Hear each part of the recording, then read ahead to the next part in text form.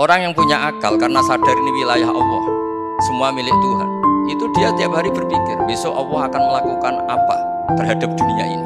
Kalau dalam kitab Hikam itu disebut al-aqil mayakul madza yaf'alu wa hubi wal ghafil mayakul madza af'al. Kamu merencanakan sesuatu mau Mesir ternyata gempa, mau wisata ke Rusia ternyata perang. Kamu tidak pernah tahu apa yang akan terjadi besok. Wa ma tadri nafsum madza taksibu.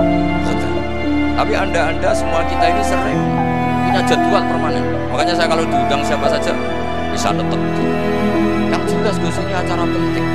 Masih acara penting nak pangeran nang ngersakno piye? Kowe ape dadi pangeran kamu kok mau jadi Tuhan. Itu kadang ya kiai. Penting Gus acara ini jenengan harus memastikan bisa. Loh, kamu itu yang ngajarin tauhid sesuatu itu biadillah kok bilang-bilang apa pasti. Kalau maksa terus tak tobatkan. Ya kalau gitu Gus bilang insya Allah. Wah itu hati saya, fisik saya, roh saya sudah bilang insya Allah. Gak usah kamu latih kata saya. Nah hal-hal tauhid keseharian itu gampang sebetulnya. Wal ghafil yaqulu madza af'al. Tapi orang yang lupa Allah dia setiap hari bilang besok apa, kita bisa melakukan apa. Seakan-akan dia itu aktor, dia penting, dia subjek permanen dia. Padahal kita ini hanya objek kehendak Allah Subhanahu wa taala. Karena kita yakin sesuatu yang terjadi di alam raya ini kita tidak bisa paham. Makanya saya sering ngaji, beliau sering bilang, ketika Anda mensifati Allah, Dia yang menghidupkan. Sudah itu tanamkan sehingga ketika kita mati santai saja. Kenapa santai? Allah punya cara menghidupkan kita. Zaman kita hidup juga gak tahu caranya ngelola jantung, ngelola paru-paru. Kamu juga gak tahu ngelola oksigen yang tidak beracun, tidak mengandung polusi. Tahu-tahu hidup. Gak ingin tua ya tahu-tahu tua, gak ingin mati tahu-tahu mati. Selama ini kita hidup juga gak tahu apa sebetulnya. Hanya gaya tok, punya jadwal, punya planning. Kalau kamu bisa menentukan pilihan Anda, pasti Anda istrinya cantik, 4 neriman semua, kona'ah semua. Nyatanya enggak kan? Ada 1 jelek, cerewet. Wah itu kan, nyatanya enggak bisa apa-apa Anda kan? Dan kamu bawa mati lagi.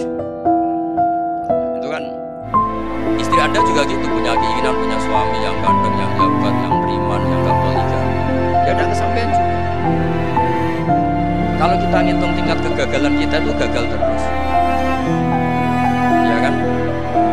Nah, terus ingat Allah. Maka yang Allah orang yang punya akal selalu berpikir Allah itu menghendaki apa terhadap saya.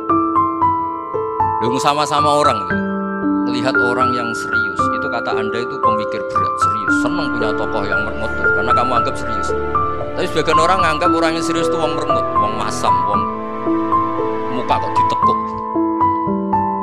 Jadi sama itu hati ya muqallibal qulub tsabbit qalbi ala dinik, karena kita nggak tahu cara berpikir kita tentang orang lain, tentang sekeliling kita.